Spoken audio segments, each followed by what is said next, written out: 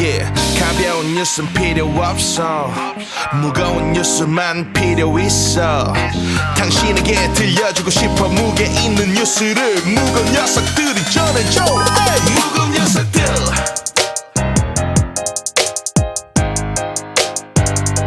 무거운 녀석들.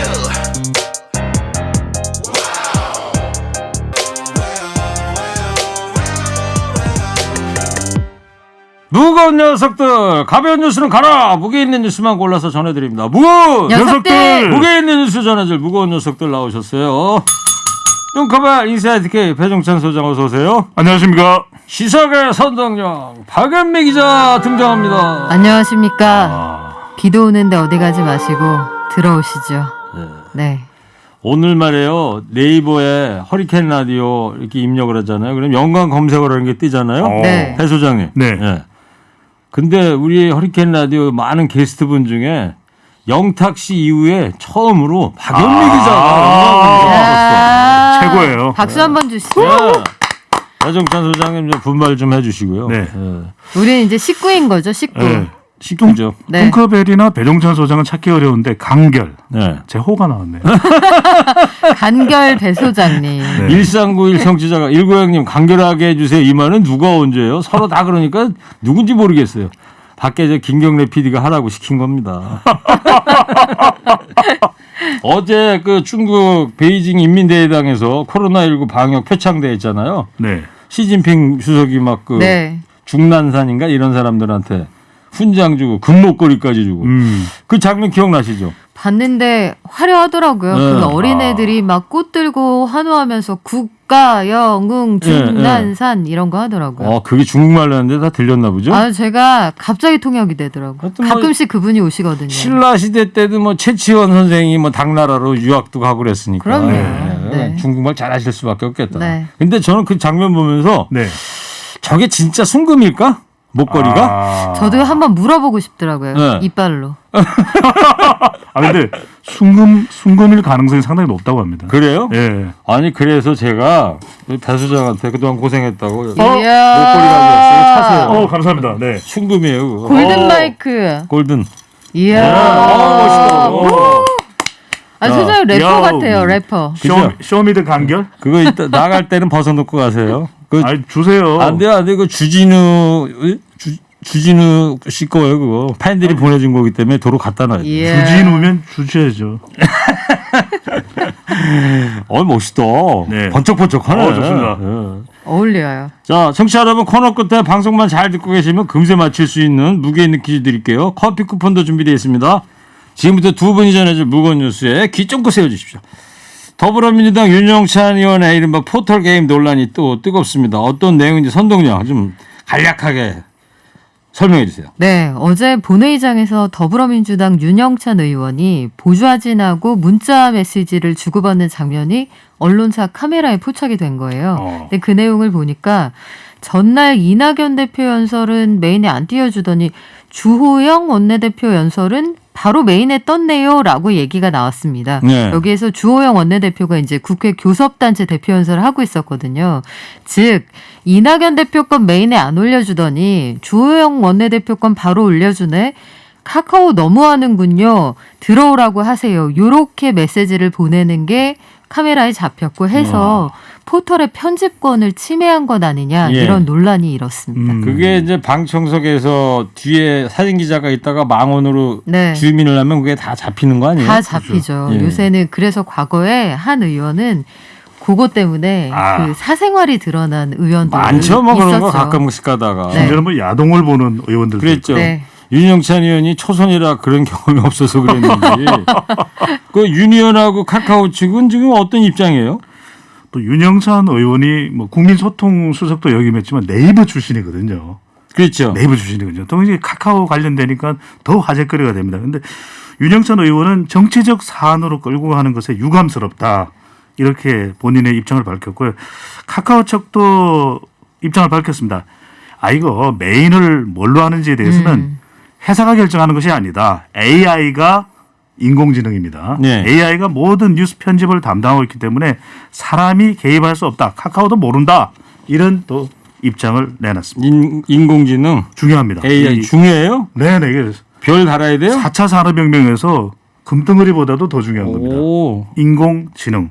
네, AI 뭐예요? 풀네임이 AI가? 네, AI.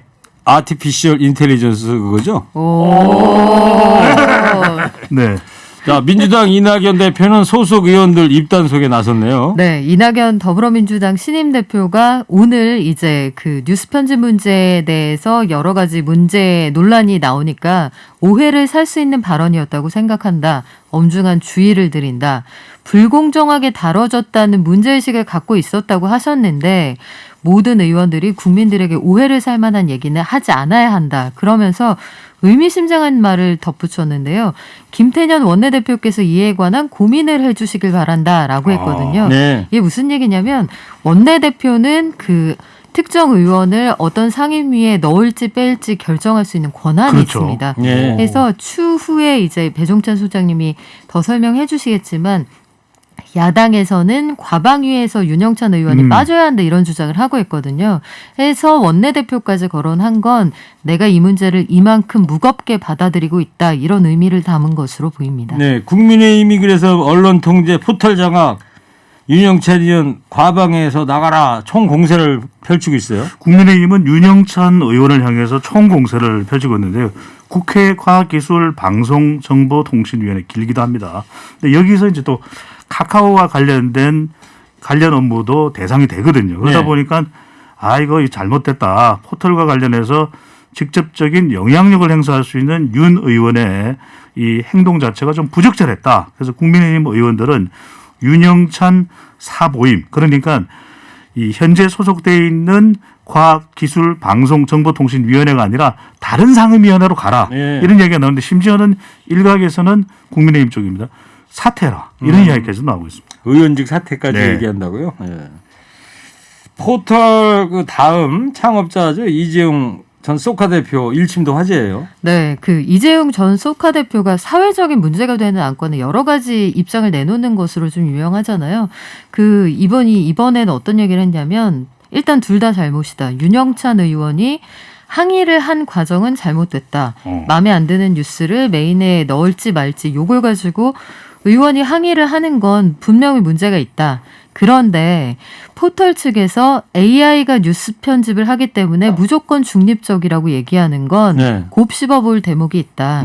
가치 중립적이지 않다는 거예요. 왜냐하면 AI가 어떤 뉴스를 어떤 기준으로 위로 올리고 내릴지를 결정하는 건 결국 판단 기준을 입력해주는 사람의 몫이라는 거죠. 그러니까 이 부분에 대한 고민이 필요하고 기술적인 중립이냐 실질적인 중립이냐 한번 논의를 해보자 이런 화두를 던졌습니다. 그래요.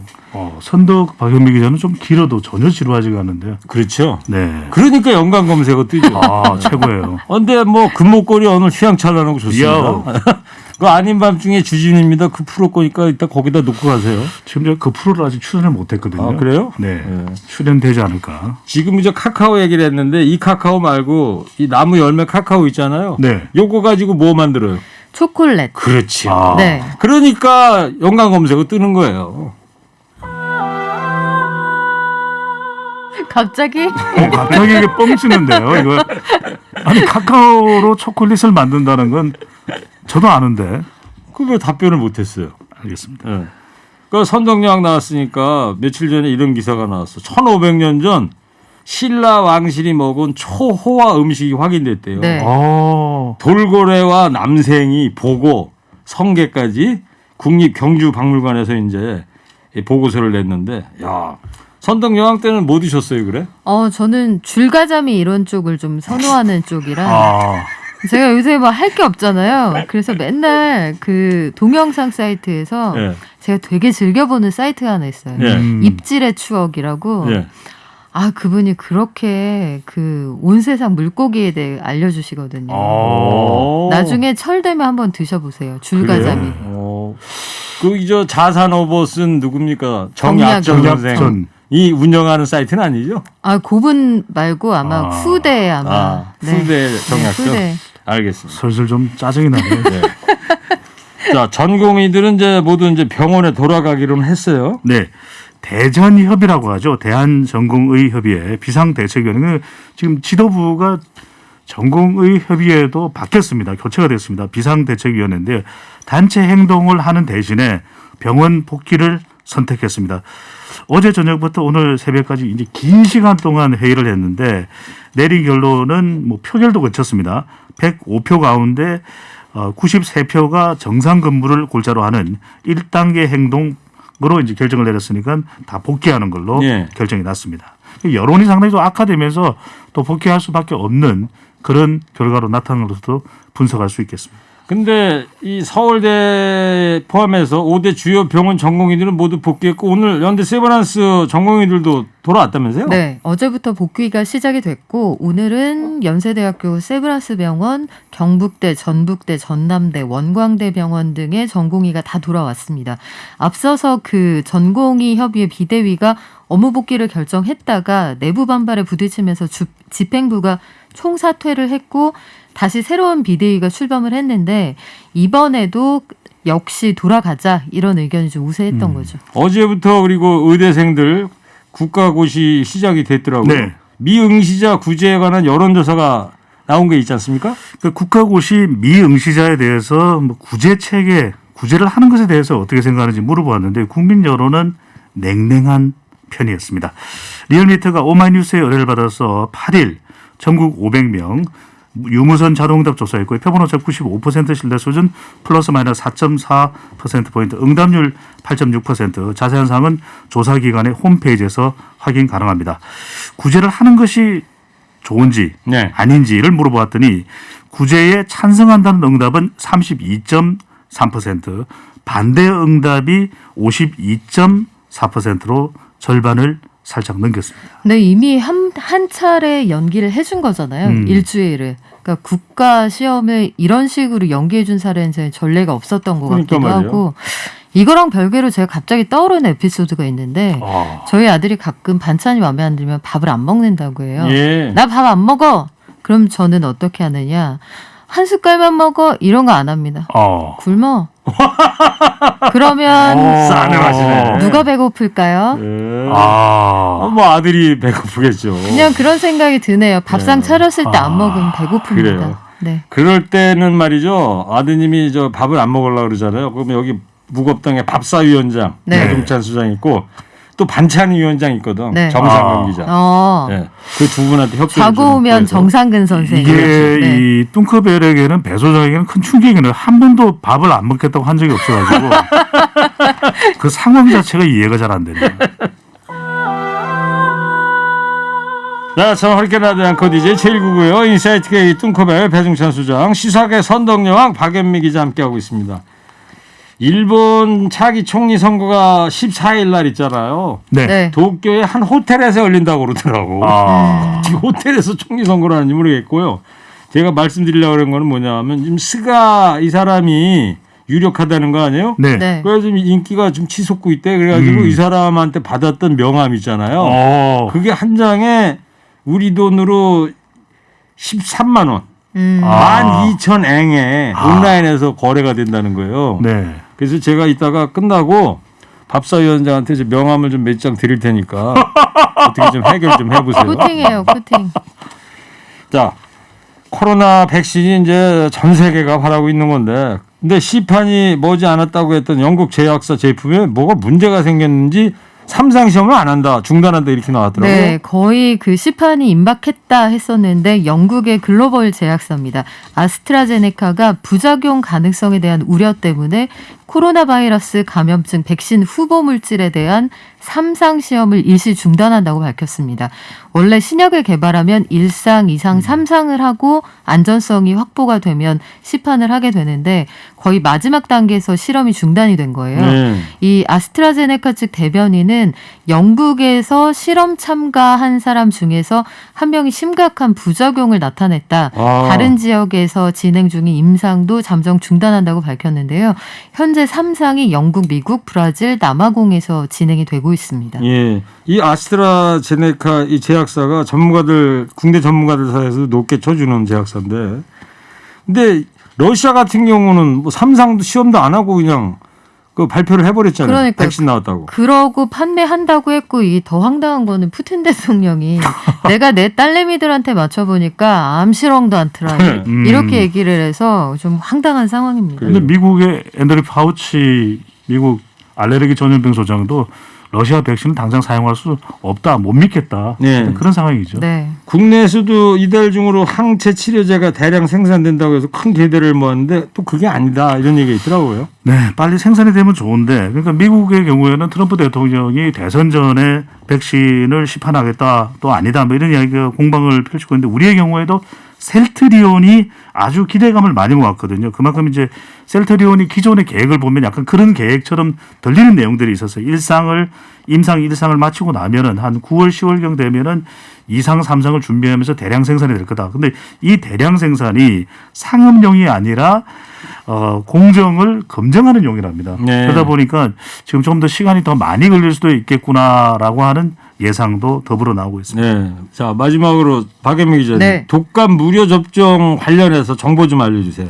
네, 생후 6개월에서 13살까지 임신부, 만 65세 이상 어르신 외에 만 14세에서 18세까지 청소년, 또 만 62세에서 64세 어르신들에게도 독감을 무료 접종을 해드리기로 했거든요. 예. 요거 왜 그러냐면 겨울 되면 감기 걸리는 사람 늘어나잖아요. 예. 그러니까 날 추워지니까 코로나하고 헷갈릴까봐. 예. 그리고 또 한 가지는 병원에 감기 환자가 늘어나면 코로나 치료할 인력이 부족해집니다. 해서 무료 접종 대상을 늘리고 있겠다는 게 정부 생각인데 네. 야당에서 주장하는 건 전 국민 무료 접종 이걸 주장을 하고 예. 있습니다. 저희 셋은 다 해당 사항이 안 되죠. 돈 내고 맞아야 되는 거죠. 네. 예. 네. 자,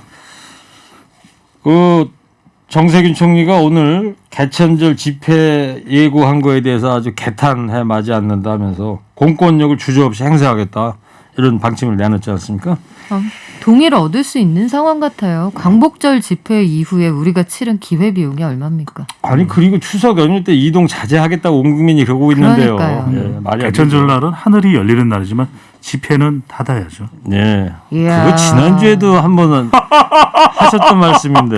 예. 사골 멘트 우려먹는 건가요? 사골입니다 거의. 네. 예. 지금까지 오늘 무게 있는 뉴스들 무거운 녀석들이 전해드렸습니다. 인사이트 K 배종찬 소장, 시사계 선덕여왕 박연미 기자였습니다. 두 분 감사합니다. 무거운 녀석들!